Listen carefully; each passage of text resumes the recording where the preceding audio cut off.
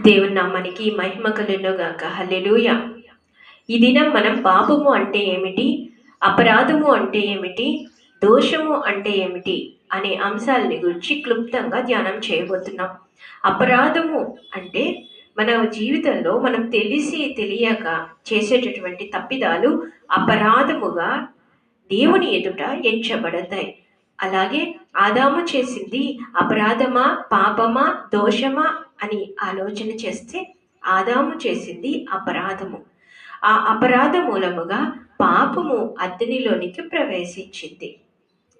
ఆ పాపానికి జీతముగా మరణం అనేది లోకమంతటికి సంప్రాప్తమైంది. దేవుని నామానికి మహిమ కలుగునుగాక. హల్లెలూయా.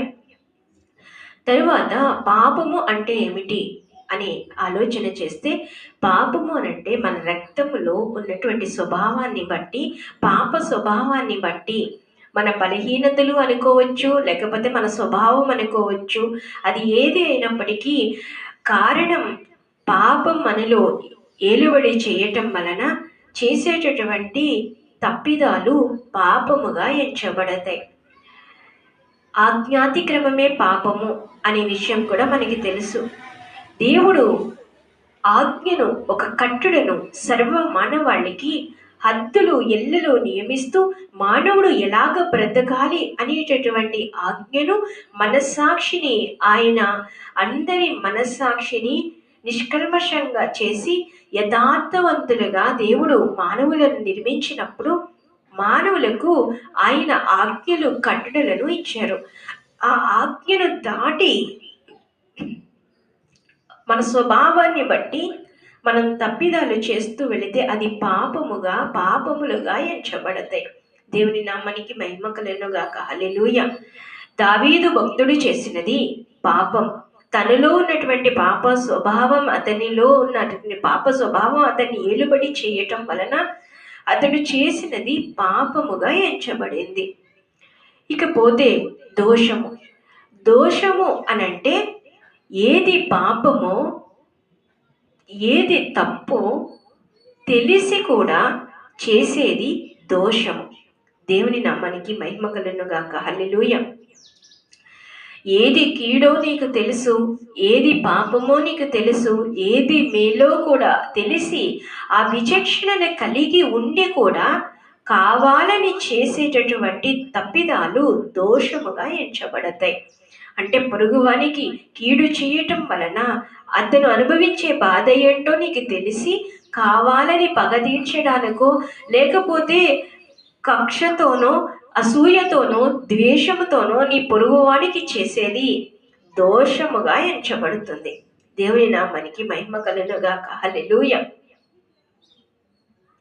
అయితే పొరుగువాడిని సరిదిద్దటం వేరు, పొరుగువాడికి కీడు చేయటం వేరు.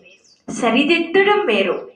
దేవుడు దిద్దుబాట్లు చేస్తారు, సరిదిద్దుతారు, గుణపడేటట్లు చేస్తారు. కానీ దేవుడు ఎవరికి కావాలని కీడు మాత్రం చెయ్యరు.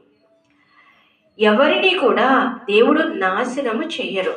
వాళ్ళని సరి చేయబడి వాళ్ళు గుణపడినప్పుడు దేవుడు మళ్ళా కృపాసత్య సంపూర్ణుడిగా తన కృపను పంచి ఆయన లేవనెత్తే దేవుడు, ఆశీర్వదించే దేవుడు, నిలువబెట్టే దేవుడు. దేవుని నామానికి మహిమ కలుగునుగాక. హల్లెలూయా.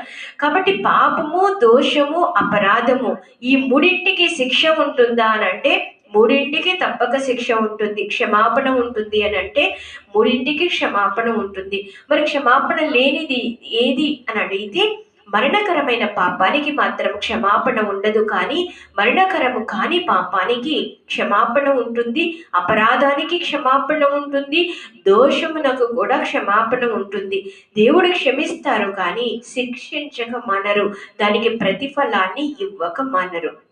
దేవుని నామానికి మహిమ కలుగునుగాక. హల్లెలూయా. అయితే అపరాధానికి చేసినటువంటి అపరాధం, మనం ఎవరికి అపరాధం చేశామో ఆ అపరాధం మరలా మనకి తిరిగి ఎదురొచ్చేటట్లు దేవుడు అమలు చేస్తారు. మన కాలగతుల్ని అలాగ నడిపిస్తారు. అదే పాపమైతే దానికి శరీరంలో ఆ శిక్ష అనుభవించేటట్లు దేవుడు ఏర్పాటు చేస్తారు.